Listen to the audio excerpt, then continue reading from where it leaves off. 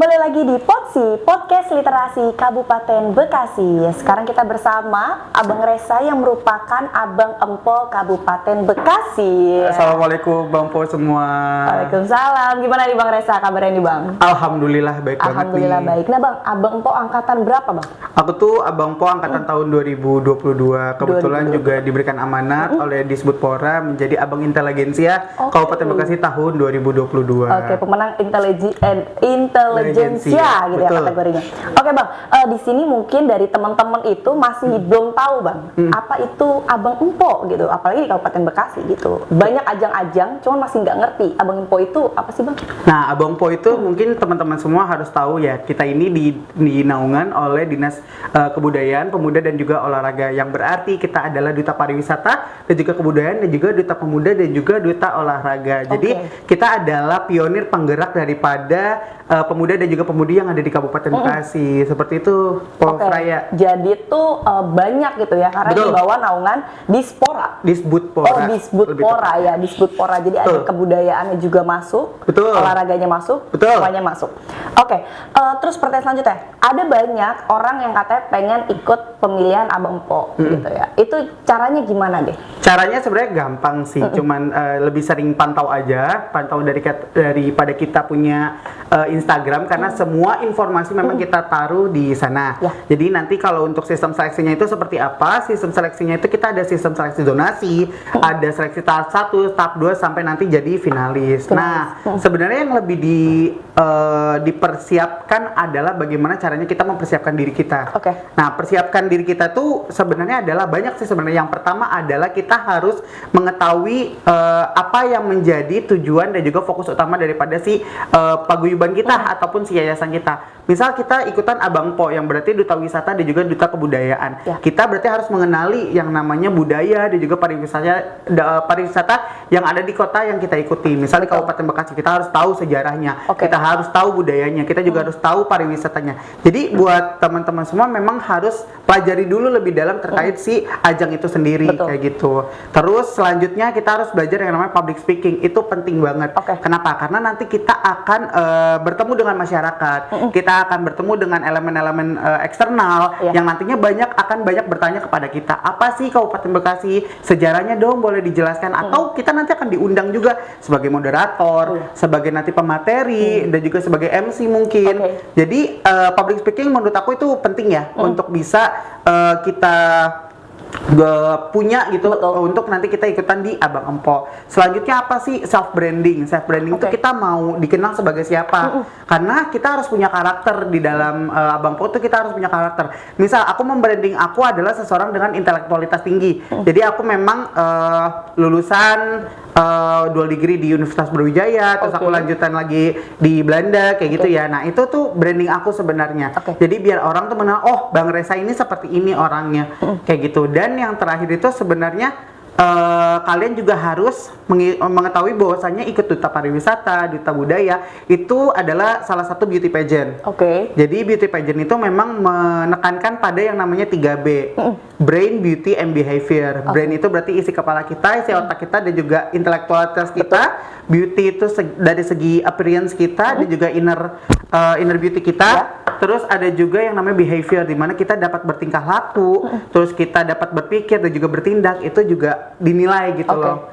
Dan kalau pengalaman aku di Abang Empo, itu tuh kita penilaiannya ini kan setelah dari kita jadi finalis kan itu ada yang namanya proses karantina. Setiap harinya itu aku selama waktu kemarin tuh 1 bulan full. 1 bulan full itu aku di Stadion Wibawa Mukti. Jadi di Stadion Wibawa Mukti itu 1 bulan full aku karantina. Nah, itu setiap harinya kita punya pembelajaran dan juga penilaian. Dan ketika kita bertingkah laku pun, ketika mungkin pada saat kita cuma lagi duduk-duduk doang istirahat, itu kita masih dinilai karena ada yang namanya juri bayangan. Nah, juri bayangan itulah yang menilai kayak, oh nih orang ternyata ketika lagi nggak ada juri begini sikap aslinya. Iya, sikap gitu aslinya. ya, Nah, iya karena nanti itu akan mempengaruhi daripada penilaian itu sendiri.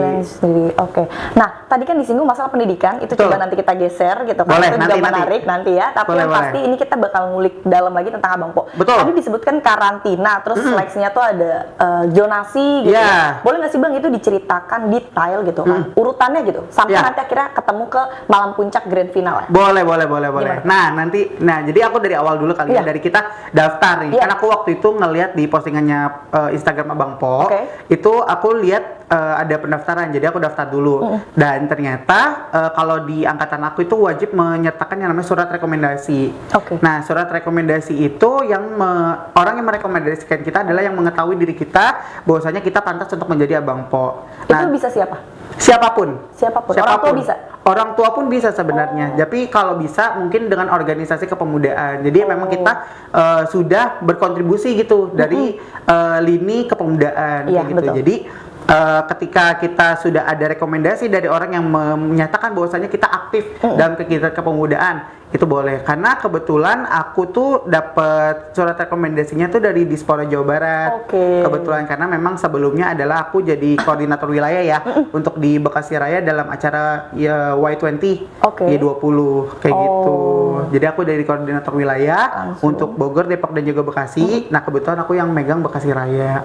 Oh. Nah, setelah itu aku daftar. Ya. Nah, daftar kan kita ada yang namanya pengumuman seleksi zonasi. Zonasi. Nah, seleksi zonasi itu kita dibagikan lagi berdasarkan mapping peta wilayah Kabupaten Bekasi. Setelah itu kita langsung tuh seleksi. Ditanya pengetahuan tentang Kabupaten Bekasi Oke. itu apa, terus kayak kita ini siapa, personality kita siapa, dikenalin kayak gitu. Itu karena kalau seleksi zonasi memang masih screening awal, jadinya Screening masih terbilang mudah lah untuk pertanyaannya. Lanjut lagi kita ke seleksi tahap 1. Iya. Setelah itu kan aku nunggu nih, karena abis dari seleksi zonasi itu selang 2 hari itu ada pengumuman. Oke. Selang zonasi ada pengumuman, dan itu setelah pengumuman malamnya besoknya kita harus ke Gedung Swatantra Wibawa Mukti. Oke. Gedung Swatantra untuk ikutan seleksi tahap 1, dan alhamdulillahnya kan aku lolos. Setelah itu kita ditanyain lagi soal lebih banyak sih waktu itu. Aku itu ada yang namanya post to post. Ada post to post terkait kepemudaan, kita ditanyain terkait kepemudaan, kepariwisataan, public speaking, bahasa asing. Itu kita juga jadi lebih detail lagi. Iya, lebih detail lagi pertanyaannya. Dan setelah itu kita udah dapat tuh ya, udah dapat gilirannya untuk seleksi. Baru abis itu kita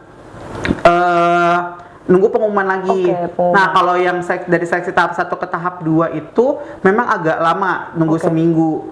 Setelah itu di hari Jumat kalau nggak salah itu ada pengumuman, hari Sabtunya langsung seleksi tahap 2. Nah, tahap 2 lebih detail lagi nih, lebih ditanyain lagi lebih dalam, pertanyaannya juga jauh lebih berat. Waktu itu ada pertanyaan siapa bupati sekarang, terus siapa nama camatnya, siapa nama lurahnya, itu harus detail, dan alhamdulillah saya juga bisa jawab. Terus ditanyain juga lambang Kabupaten Bekasi esensinya apa, artinya apa.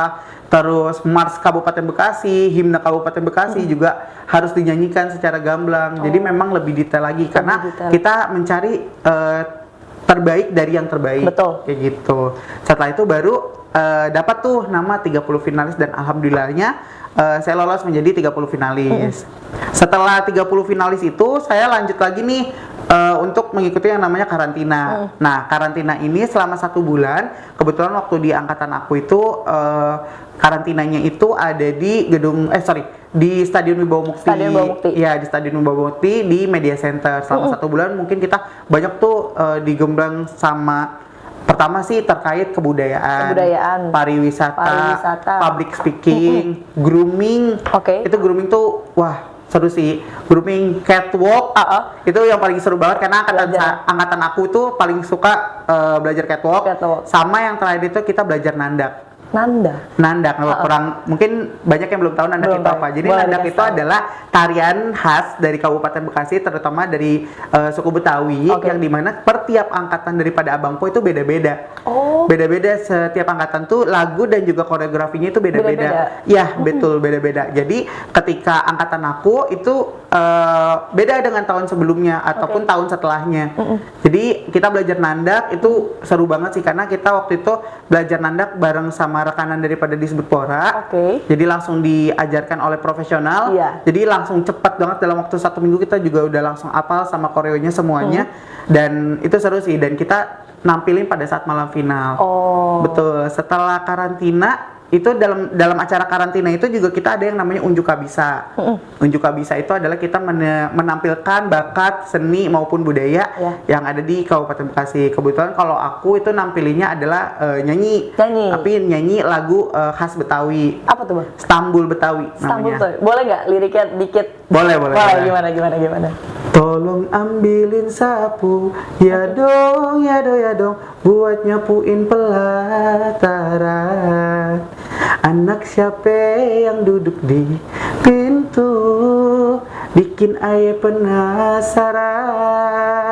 Gitu. Oke, mantap. Nah itu aku nyanyi waktu itu acara aku itu untuk unjuk kabisa ada di Kaum Tilu. Oh, Kaum Tilu ya, Kaum Tilu di Cipayung. Iya, betul, Cipayung, Cikarang Timur. Ya. Di situ acara kita dan kita nampilin bakat kita nampilin semua yang kita bisa. Setelah itu ada yang namanya acara Amazing Race.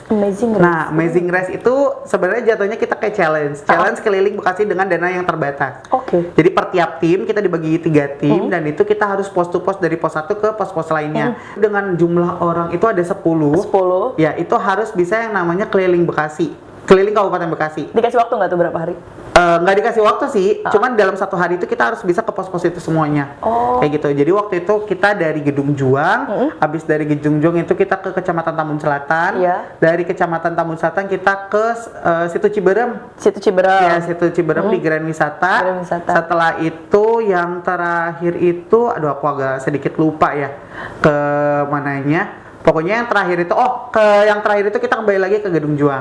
Oke. Betul, kita kembali lagi sama ke Stasiun Cibitung. Betul, sama ke Stasiun Cibitung. Nah itu kita muter-muter tuh di situ dan itu kita mungkin BM, nebeng elef. Iya, nebeng elef. Bener-bener nggak bayar gitu? Nggak bayar, dan kayak itu gimana caranya kita bisa belajar yang namanya problem solving sih sebenarnya. Betul, benar. Jadi ketika kita menemukan suatu kondisi ataupun kendala, itu gimana caranya kita tetap bisa mempertahankan apa yang kita punya tanpa perlu mengurangi dan kita tetap bisa mendapatkan apa yang kita inginkan. Iya, betul banget. Kayak gitu. Jadi ketika kita kondisinya adalah ini uang 100.000. Kalau kita habis buat charter, kalau buat charter angkot kan nggak cukup juga ya uang 100.000 itu ya.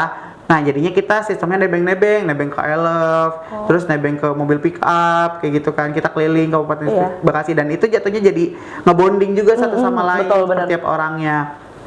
Nah setelah Amazing Race baru kita berada di rangkaian photoshoot.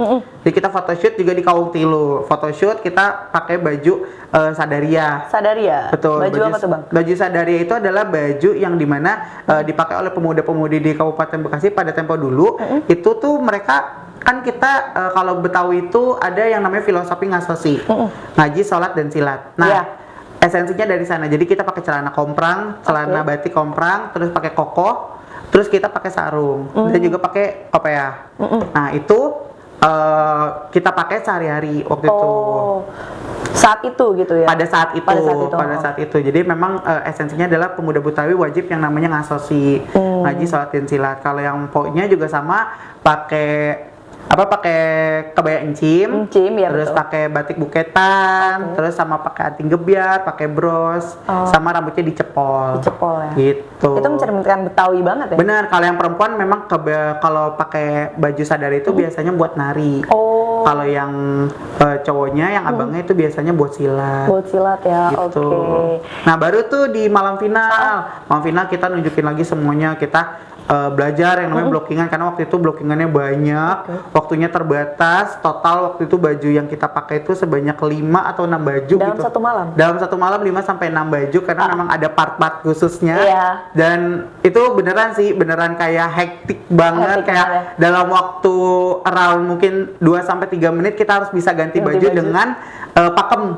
Betul. Jadi harus ngikutin pakemnya. 3 menit tuh gimana caranya kita bisa harus pakai baju dari atas sampai bawah tanpa ada yang salah. Terus? Kayak gitu. Dan itu makanya pakai sendiri, nggak boleh dibantuin sama orang. Semuanya? Iya, karena memang harus bisa bertanggung jawab dengan barangnya masing-masing. Kayak gitu. Setelah itu kita pakai, alhamdulillahnya juga kita selama karantina itu juga diajarin gimana caranya pakai baju kebesaran, terus baju Sadaria, terus juga baju-baju gaun-gaun yang lainnya. Betul. Itu lebih cepet. Tapi kan karena kita abang bajunya lebih gampang ya, jadi memang kita juga harus bantuin empoknya juga. Karena empoknya ribet ya? Iya, empoknya Paling cukup ribet karena memang harus disasat dulu Iya. itunya si kainnya, jadi memang agak susah. Baru di malam final, alhamdulillah aku dipilih jadi abang intelijensia dan mengawali dari situ adalah mengawali perjalanan aku menjadi abang Kabupaten Bekasi. Abang Kabupaten Bekasi. Oke, Gitu. perjalanannya panjang ya, Bang? Ya? Banget sebenarnya. Banget itu bisa kalau dihitung kalau karantina aja 1 Bulan. itu kalau seleksi dihitung itu sampai grand final berapa? Itu bisa 3 bulan kayaknya ya. 3 bulan. Iya, Ya. tapi sebenarnya adalah aku tuh ikutan Abang Po Kabupaten Bekasi itu nggak cuma sekali. Oh iya. Jadi di tahun sebelumnya, di tahun Oh, 2021 aku pernah ikutan.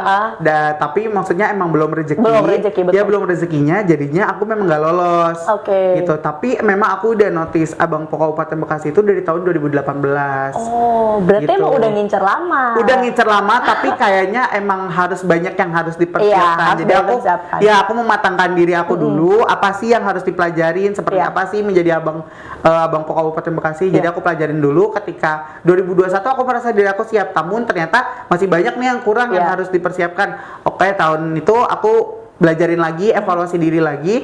Baru aku join lagi di tahun 2022. Alhamdulillah dapet dan Betul. jadi abang intelijen Siap, Oke, betul. mantap ya. Betul. Pusing nggak?